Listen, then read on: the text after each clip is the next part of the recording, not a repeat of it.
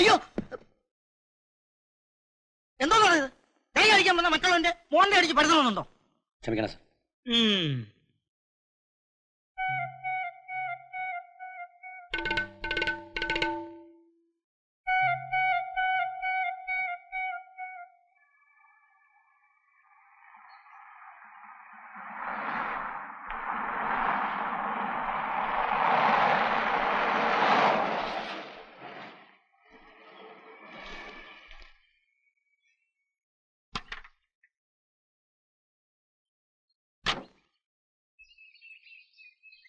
ഈ അടുത്ത കാലത്ത് മരണം നടന്ന കുന്നുംപുറത്ത് വീട് എവിടെയാ? ഈ വഴി പോയാൽ മതി. 1 കിലോമീറ്റർ ഉണ്ട്. പക്ഷെ കാറ് പോവില്ല. കാറ് പോവില്ല?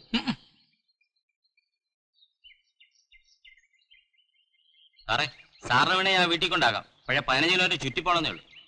15 കിലോമീറ്റർ വേണ്ട, ഞാൻ നടന്നു പോയിക്കൊള്ളാം. എവിടുന്ന് വരിക? അല്ല, എവിടുന്ന് വരിക? ഞാൻ മിന്നൽ വാരിയെന്ന് വരിക. ആ, അത് ശരി. പടം എടുക്കാൻ വന്നായിരിക്കും അല്ലേ? ആ, അയാളെ ചത്ത നന്നേ സാറേ. വീട്ടുകാർക്കും നാട്ടുകാർക്കും 7 ഓട്ടോ ഭാര്യമാരാ. ഓരെങ്കിൽ വെള്ളവും. ഇനി എന്ത് ദൂരമുണ്ട്? അത് ഇവിടുന്ന് നേരെ അങ്ങോട്ട് പോയി മോളോട്ട് കയറിയാൽ മതി.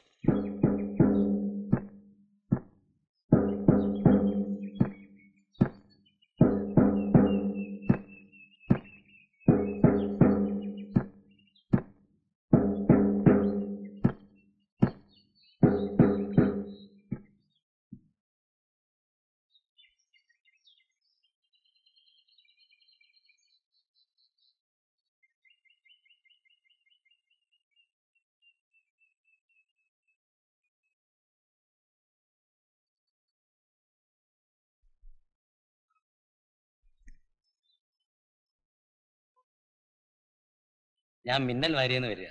മരണം ഒന്ന് കവർ ചെയ്യാൻ. നമസ്കാരം. അമ്മായി, പത്രക്കാരും ഇരിക്കുന്നു. മിന്നൽ വാരിക്കുന്ന അമ്മാനെ മരണത്തെ പറ്റി എഴുതാനും പടം എടുക്കാനാ. പോരട്ടിങ്ങോട്ട്, ഞാൻ എല്ലാം പറയും. അയാളെ പറ്റിയുള്ള എല്ലാ രഹസ്യങ്ങളും അവളുമാരെ പറ്റിയും ഞാൻ പറയും. എല്ലാ അവളുമാരും ഒന്ന് നാറട്ടെ. അയ്യോ, അങ്ങനെയൊന്നും പറയരുത്. ഇത് നല്ലൊരു അവസരമാ. അമ്മാന്റെ സ്വത്തിനെ പറ്റി കേസ് കിടന്നിരിക്കല്ലേ. അമ്മായി അല്ലേ നിയമപരമായിട്ടുള്ള ഭാര്യ. ഇയാളോട് എല്ലാം അവിടെ തുറന്നു പറ. അവര് കാണുമ്പോ അമ്മായി ആയിരിക്കണം ഏറ്റവും കൂടുതൽ ദുഃഖമുള്ള ആള്. സാറേ, നിങ്ങളുടെ ഭാര്യയ്ക്ക് ഇവിടൊക്കെ നല്ല ഡിമാൻഡുണ്ട്. എല്ലാ തവണയും പെണ്ണുങ്ങളുടെ പടം തന്നെ കവർ അടിക്കണം. ഈ ആണുങ്ങളുടെ പടം അടിച്ചാൽ ആര് വാങ്ങിക്കാനാ?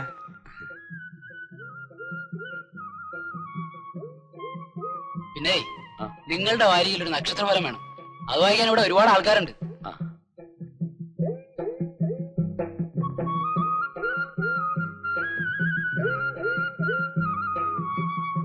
സാറേ, ഈ പത്രക്കാരാവുമ്പോഴേ മന്ത്രിമാരായിട്ടൊക്കെ നല്ല ബന്ധം കാണുമല്ലോ. പിന്നെ അപ്പോ ആരോഗ്യമന്ത്രിയുമായിട്ട് എങ്ങനെയാ? അടുപ്പത്തിലാണോ? ആരോഗ്യമന്ത്രിയായിട്ട് പിന്നെ ഞങ്ങൾ വളരെ ക്ലോസാ. എന്റെ മോള് മലപ്പുറത്താ ജോലി ചെയ്യുന്നത്. ആശുപത്രി നഴ്സാ. അവളെ തിരുവനന്തപുരത്തേക്കും തട്ടാൻ പറ്റൂ? ഞാനൊന്ന് നോക്കട്ടെ. 2 പടം എടുത്തോട്ടെ. ഓ, അയ്യോ, എന്നെ രാമേശ്വരത്ത് കൊണ്ടുപോകാമെന്ന് പറഞ്ഞ് ടിക്കറ്റ് ബുക്ക് ചെയ്യുന്നതാണ്. ഞാനിത് എങ്ങനെ സഹിക്കും എന്റെ ദൈവമേ? നായിക്ക് 40 പ്രാവശ്യം വെട്ട തീർന്നോ പാക്ക തീർന്നോ ഭവാനിന്ന് ചോദിച്ചോണ്ട് എന്റെ പുറകെ നടന്നിരുന്നതാണ്. നമുക്ക് എന്ത് ചെയ്യാൻ പറ്റും? മരിക്കേണ്ടവർ മരിച്ചു. അമ്മ സമാധാനമായിട്ടിരിക്കും. ഞാൻ എങ്ങനെ സമാധാനിക്കണമെന്നായി പറയുന്നത്? രാത്രി വീട്ടിലേക്ക് വരുന്ന വഴി വയലിനടുത്ത് മരിച്ചു കിടക്കുന്നതായി കണ്ടു എന്നല്ലേ പറഞ്ഞത്? ഈ മരണത്തിൽ അമ്മ ആരെങ്കിലും സംശയിക്കുന്നുണ്ടോ? അമ്മയ്ക്ക് എന്തെങ്കിലും പറയാനുണ്ടോ? സാറേ, മലപ്പുറത്തുനിന്ന് തിരുവനന്തപുരത്തേക്ക് തട്ടിയേ പറ്റും. എന്റെ മോളെ പലതും മുടക്കാനും ഞാൻ തയ്യാറാണ്. പക്ഷേ ആരോഗ്യമന്ത്രിയെ ഒന്ന് ഉഷാറാക്കി തരണം. ഒരു മിന്നലെ ഇവിടെ വരണ്ട.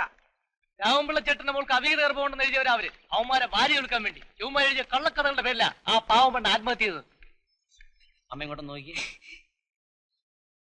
ഫോട്ടോ എടുക്കാനാണെങ്കിൽ മക്കളെ മരുമക്കളെ ഒക്കെ ഒന്ന് വിളിക്കാം. അല്ലെ പിന്നെ നാളെ അത് പ്രശ്നമാകും. ചേച്ചി ഒന്ന് പുറത്തേക്ക് പോയേ. ഒന്ന് പോയേ.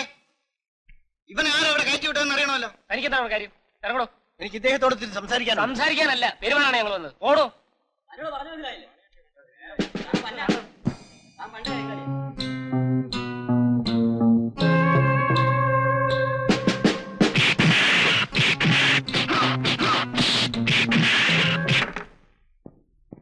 എവിടെ എന്റെ ക്യാമറ?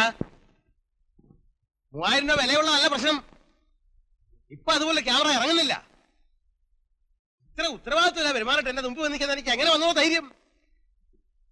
7-8 ആൾക്കാർ ഒരുമിച്ച് എതിർത്താൽ എനിക്ക് എന്ത് ചെയ്യാൻ പറ്റും സാർ? സാർ ഇറങ്ങാൻ കണ്ടിട്ടില്ല. ഞാൻ ജീവനോടെ തിരിച്ചു വന്നത് ഭാഗ്യം. ഉള്ള തല്ലും മുഴുവൻ കൊണ്ട് നാണമില്ല കയറി വന്നുകൊണ്ട് എനിക്കോ പ്രയോജനം ഉണ്ടോ? അവിടെ ഞാനാണ് ചത്ത് കിട്ടുന്ന അതിന്റെ പേര് 10 കോപ്പി ഞാൻ കൂടുതൽ വിറ്റേനെ. സാർ എന്റെ പ്രയാസം കൊണ്ടൊന്ന് മനസ്സിലാക്കണം. ഞാൻ മനഃപൂർവ്വം ക്യാമറ കൊണ്ട് കളഞ്ഞൊന്നുമല്ല. ഈ ചുറ്റുപാട് വേറെ എനിക്ക് എന്ത് ചെയ്യാൻ പറ്റും? ഒന്നേ ചെയ്യാൻ പറ്റൂ. ഇന്ന് പോലെ ഞാൻ ഇവിടെ ജോലി ചെയ്യണ്ട.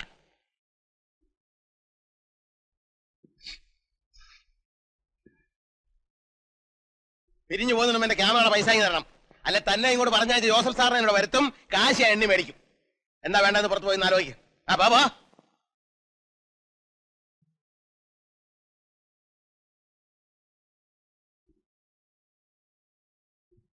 വിഷമുട്ടി, വിഷമിച്ചിട്ട് കാര്യമില്ല. പണം അവരുടെ കയ്യിലും കഴിവ് നമ്മുടെ കയ്യിലും ആയിപ്പോയി. പണമില്ലെങ്കിൽ കഴിവിന് ഒരു കാര്യമില്ല. ഞാൻ MA സംസ്കൃതമാണ്. കാളിദാസന്റെ ശാകുന്തളം പോലെ ഒരെണ്ണം എഴുതണമെന്നുള്ളതായിരുന്നു ജീവിതത്തിലെ എൻ്റെ ആഗ്രഹം. ഇപ്പൊ ഇവിടെ എഴുതിക്കൊണ്ടിരിക്കുന്നത് വിക്രമൻ എന്ന കള്ളപ്പേരിൽ ശോശാമ്മയുടെ മധുരസ്വപ്നങ്ങളാ. ജീവിക്കണ്ടേ? ആ, ഞാൻ പറഞ്ഞത് പറയണ്ട. കൃഷ്ണൻകുട്ടി മാഡത്തെ കണ്ടൊന്ന് സംസാരിക്കും. അവര് പറഞ്ഞ അങ്ങനെ അപ്പുറമില്ല.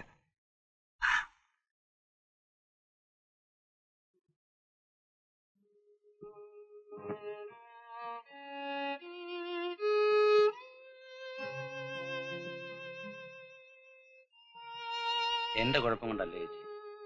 ഇതിനു മുമ്പ് ഈ ഓഫീസിൽ നിന്ന് ആരോ അവിടെങ്ങാണ്ടുള്ളൊരു പെൺകുട്ടിക്ക് അവിഹിത ഗർഭമുണ്ടെന്ന് എഴുതി വെച്ചു. ആ കുട്ടിക്ക് ഗർഭമൊന്നുമില്ലായിരുന്നു. അതിന്റെ പേരിൽ ആ കുട്ടി ആത്മഹത്യ ചെയ്യുകയും ചെയ്തു. അതിന്റെ ആങ്ങളെ ആൾക്കാരുമാണ് ഈ കുഴപ്പമൊക്കെ ഉണ്ടാക്കിയത്.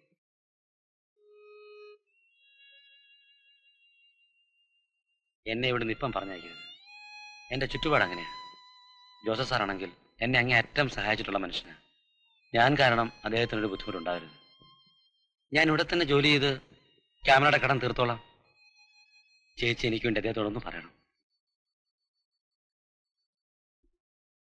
താനൊരു ഉപദ്രവമായല്ലോ. കാലെടുത്ത് വെച്ചപ്പോഴേ എനിക്ക് 3000 രൂപ നഷ്ടം. നീ എന്റെ മഹാത്ഭുതം ഉണ്ടാക്കാൻ പോകുന്നായി പറയുന്നേ. കൃഷ്ണൻകുട്ടി, മനസ്സിലുള്ളത് എന്താണെന്ന് അറിയിക്കാതെ പറ. എങ്കിലല്ലേ അദ്ദേഹത്തിന് ഒരു തീരുമാനം എടുക്കാൻ പറ്റൂ. നമ്മുടെ വാരികയിൽ തൽക്കാലം ഇല്ലാത്ത രീതിയിലുള്ള വ്യത്യസ്തമായ ഒരു പങ്ക്തി. വളച്ചൊടിക്കാതെ കാര്യം പറയൂ. എന്നോട് വ്യത്യസ്തമായ പങ്ക്തി. ഞാൻ നക്ഷത്രഫലം എഴുതാം സാർ. എന്റെ നക്ഷത്രം ശരിയല്ല, പിന്നാണോ മറ്റുള്ളവരുടെ നക്ഷത്രഫലം എഴുതാൻ പോകുന്നേ?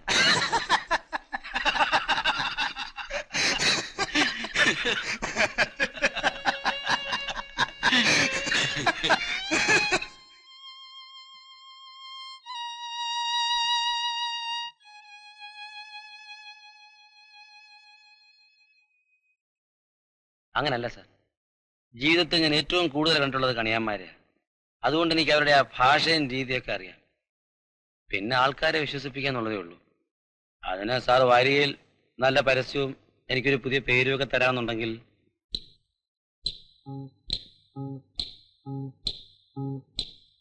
എന്താ പറയുന്നു? ഐഡിയ കൊള്ളാം, ചെലവാകുന്നതാ. ചില ഏജന്റന്മാർ മുമ്പേ ഇങ്ങനെ ഒരു പങ്ക്തി തുടങ്ങിയ കൊള്ളാമെന്നോ കൊള്ളില്ലെന്നോ? കൊള്ളാമെന്ന്.